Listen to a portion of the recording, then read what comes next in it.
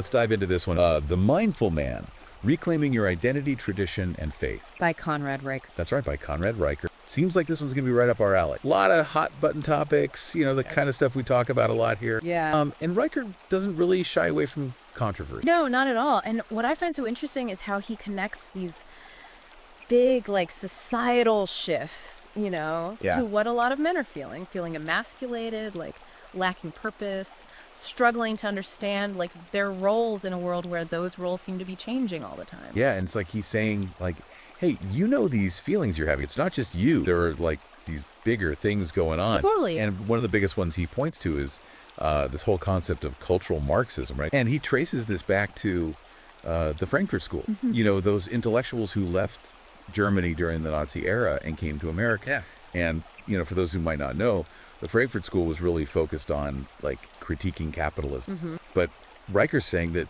their ideas have morphed into something a lot bigger. Right. It's not just economics. Yeah. It's more these ideas have seeped into our culture, in subtle ways. And it's shifted our values, and it's created this whole climate where traditional masculinity is kind of viewed negatively. Yeah, and it's like this slow drip, drip, drip Right. that wears down our perceptions over time. Exactly. And you don't even realize it's happening. Yeah. And speaking of perceived attacks on masculinity, Riker really gets into radical feminism. Yeah, he does. He's saying that, the initial goal might have been equality, but it's gone too far. And now it's waging a war on masculinity. A war on masculinity. I mean, he uses some strong language He does. to get that point across. Yeah, and he points to all these examples where men are demonized for traits that, we used to associate with masculinity, Yeah. like strength, assertiveness, being a provider. Right. And he says it's left a lot of men feeling like they can't even be themselves. Right. There's something wrong with just being a man. Yeah, who they are is somehow problematic. Yeah. Okay, so this is where it gets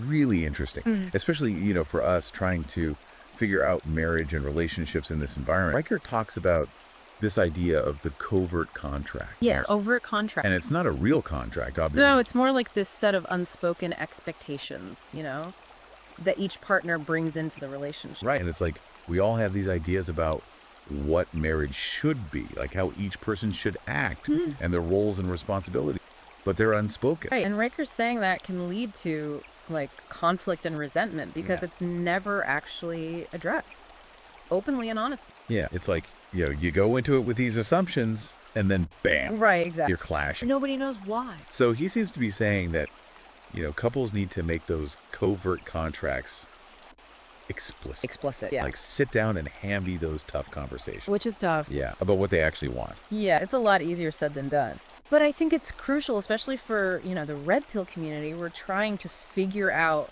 the dynamics between men and women in this whole new light. Right. And if we're going to actually, reclaim traditional masculinity and build strong marriages, Yes. we have to be honest with ourselves and each other Absolutely. about what we need and what we're willing to give. And I think what Riker's saying is that, burying your head in the sand and hoping it all just works out, Right. that's a recipe for disaster. Yeah. But the book isn't all doom and gloom. No. Right. He's not just pointing out all the problems. He offers a lot of practical advice for men who are feeling, lost, marginalized. For sure. I mean, one of the things he really emphasizes is self-education. Yeah, big on that. Reading widely, challenging the narratives, Yeah. The ones we're always presented with, Right. finding different sources of information. He's don't just accept what you're told. Exactly. Think for yourself. Do your research. Right. Do your own research. Yeah. He even suggests that sometimes, we got to look beyond the mainstream sources Interesting. to get the full story. Especially considering we're having this conversation on a podcast. I know, right? But ultimately what he's saying is think critically. Critical thing? Yeah. And along with that, he talks a lot about reconnecting with faith.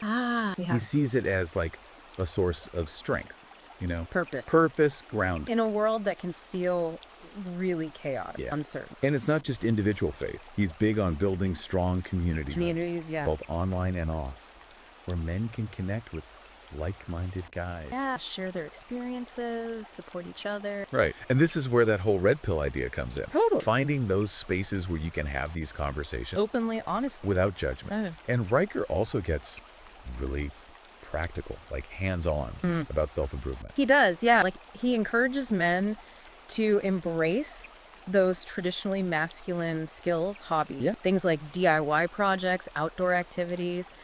even mastering negotiation. Oh, that's a good one. Conflict resolution. Right. All these skills that he says can be like personally fulfilling, but also valuable in relationships and just life in general. Yeah, and it's almost like a call to action. Totally. He's saying, don't just sit around and complain. Step up. Be a leader. Be active. Be present in your family, your community. So Mentor the younger generation. Exactly. And you know, something that really stood out to me was his critique of the victimhood mentality. Oh, yeah, he's not a fan. He's really concerned about like the way that identity politics and this focus on, perceived injustices can trap people. In this cycle of negativity, resentment. And he's saying it can hinder personal growth. Absolutely. Like it keeps you from reaching your full potential. Yeah. So instead of focusing on what's wrong or who's to blame, he's saying shift your focus. he's encouraging a shift towards personal responsibility, resilience, self-reliance. And this is where I think his arguments about cultural Marxism and radical feminism tie in perfect, right? Oh, no, for sure. With this advice for personal growth.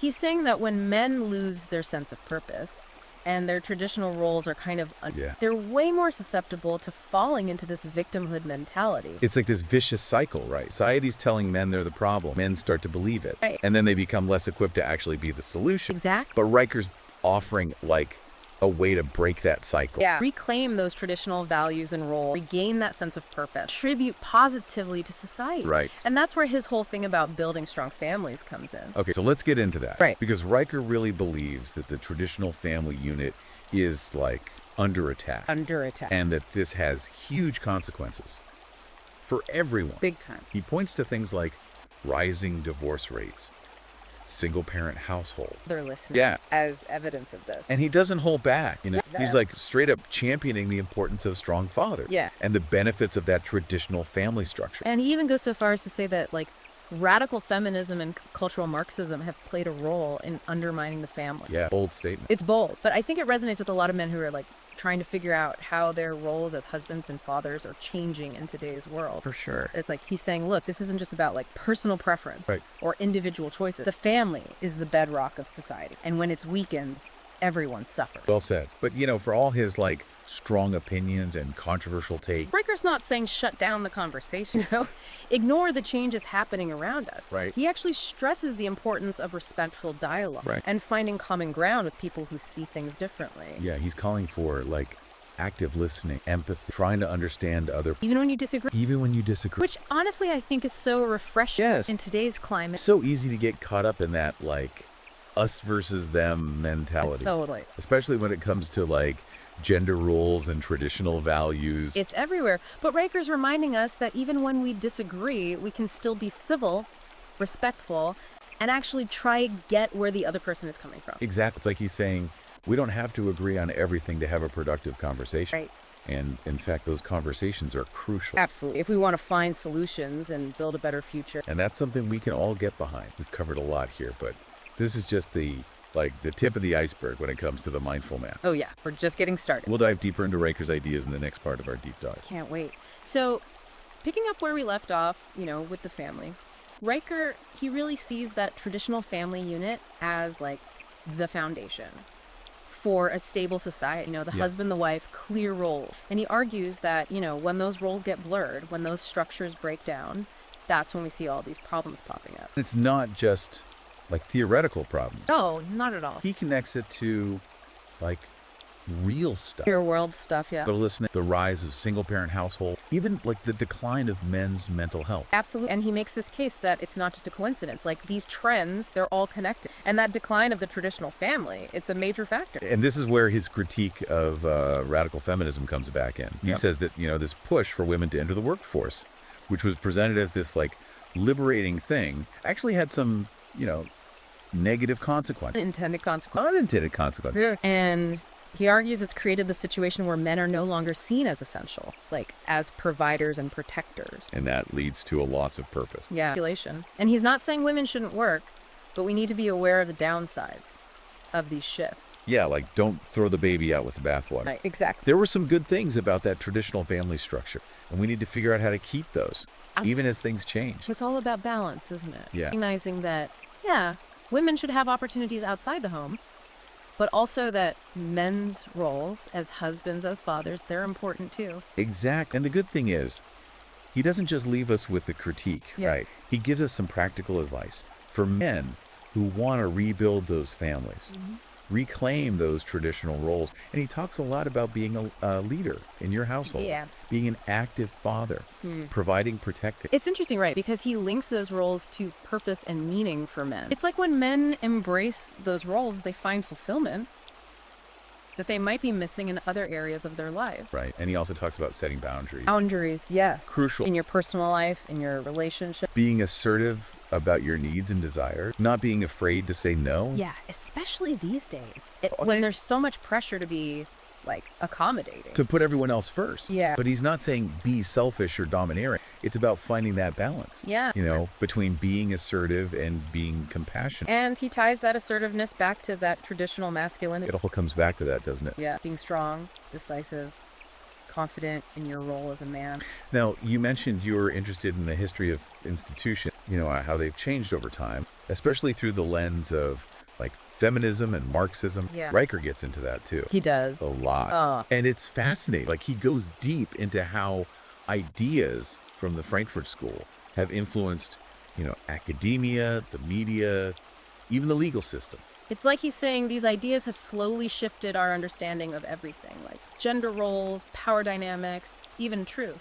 And he argues that these shifts haven't always been good, you know, that they often come at the expense of traditional values and masculinity. He doesn't shy away from controversy there, but he lays out his argument in a way that really makes you think. It does. And he connects those intellectual movements to, like, concrete examples of how our institutions have changed. He does. And he encourages you to think critically. Yeah, to think critically about the narratives we're being fed. It's like he's giving you the tools to deconstruct those narratives, to see things from a different angle. And he's not telling you what to think, but he's giving you the information to form your own conclusions. Yeah, and he's pretty critical of the way history's taught. Oh, yeah. He says it's often presented from a biased perspective, you know, that favors certain ideology. And he says, go out and find other sources. Yeah, seek out alternative information. Yeah. Challenge what you've been taught. Now, you mentioned you were interested in covert contracts in marriage. Oh, yeah, that's a big one for me. Huge. And Riker, he dedicates a whole chapter to that, specifically in the context of reclaiming masculinity and, like, that whole red pill philosophy. It's where the book gets, like, really practical. Applicable to your own life, right? Yeah, he tells guys, take a look at your marriage. Identify those unspoken expectations. The ones that are causing problems. Yeah, the ones causing conflict, resentment. He says, talk about them. Me and Kate. Yeah, work together to create a more equitable... Make it fulfilling for both of you. And he stresses the importance of understanding female nature. Oh, yeah. How it differs from male nature. Big time. He says men and women, we just have different needs and desires. Different wiring, you know? And those differences have to be acknowledged if you want to build something that lasts. And he even gets into some, like, pretty specific strategies for negotiating those covert contracts, for creating a more balanced dynamic. This is where his background as a relationship coach really comes through, I think. Yeah. Practical advice that you can actually use. Yeah, and he does it in a way that's respectful. To both sides. Yeah. He gets that it takes two to tango. Right, and that both people need to be willing to put in the work. Absolutely. Now, you also mentioned wanting to understand, like, the history of institutions before they were, as you put it, captured by feminists and Marxists. Yeah, that's right. Riker gets into that, too. He looks at marriage, family, education, media, the legal system, like, all of it. And he traces how they've changed and how those changes have affected men's roles in society. And he argues that a lot of these changes were driven by those ideologies. Feminist, Marxist. Yeah, and that they've often come at the expense of traditional values and masculinity. He does. And he backs it up with a lot of historical evidence. And he encourages you, do your own research. Don't just take my word for it. Exactly. Come to your own conclusion. He also talks about the importance of understanding the context, you know, the historical context. Like, we can't understand the present without understanding the past. Yeah, it's all connected. Right. And he ties those historical shifts to the challenges men are facing today, like decline of marriage rates, fatherlessness, the erosion of masculinity. But it's not just a boring history lesson. He makes it relevant. He connects it to the lives of men today, showing how those events have shaped the world we live in. Yeah, he's a good storyteller. He is. Makes it engaging. It's like he's taking you on this journey through time, showing you how we got here, and offering ideas for how we can make things better. Okay, so in the final part of our deep dive, we'll get into the next stage of Riker's roadmap. Okay, so we've talked a lot about the challenges, right? The problems that Riker lays out. But what about solution? What does he actually say men should do about all this? Well, this is where that whole idea of reclaiming your identity, tradition, and faith really comes in. It's not just about understanding the problem, it's about taking action, making a change Yeah. in your own life and the world around you. Yeah, and he's got a multi-pronged approach. And it starts with, like we mentioned before, self-improvement. Yeah, he's big on developing those traditional masculine skills, hobby. And he gets really specific. He does, right. DIY, home repair, outdoor survival skills, getting in shape, physical strength, even things like negotiation and conflict resolution. Oh, yeah, those are important. And he says these skills not only build confidence and self-reliance, but they also make men more attractive partners and more capable leaders in their families and communities. It's like he's saying, hey, don't just sit around and complain. Go out there and equip yourself. Equip yourself with the tools you need to thrive. Yeah. And he's also a big advocate for financial independence. Oh, absolutely. He says men need to be able to provide for themselves, their family. And that financial stability is key for building a strong foundation for your life. Makes sense. And this is where his critique of modern economic systems comes in. Right. He thinks a lot of men are struggling financially because of policies that favor corporations over individuals. Yeah. And he encourages men to, take control, Yeah. of their own finances, build wealth, nourish investing, wise money management. Be smart. Don't just rely on the system. Yeah. And something else he talks about is emotional intelligence. Oh, that's a good one. Yeah. Yeah, he says men need to be able to understand their emotions, manage them. Communicate effectively. Yes. Build strong relationships. It's not just about being tough and stoic all the time. Right. And he says these skills, emotional intelligence, are important for everything, not just romantic relationships. For everything. Your career, your friendships, everything. Yeah, totally. And he gives you strategies for developing those skills, self-awareness, empathy, active listening, being assertive. He even gets into stuff like body language, nonverbal communication. Yeah, because that matters. It's a huge part of how we interact with each other. He's really giving men a whole toolkit. Yeah, for navigating the world, the modern world.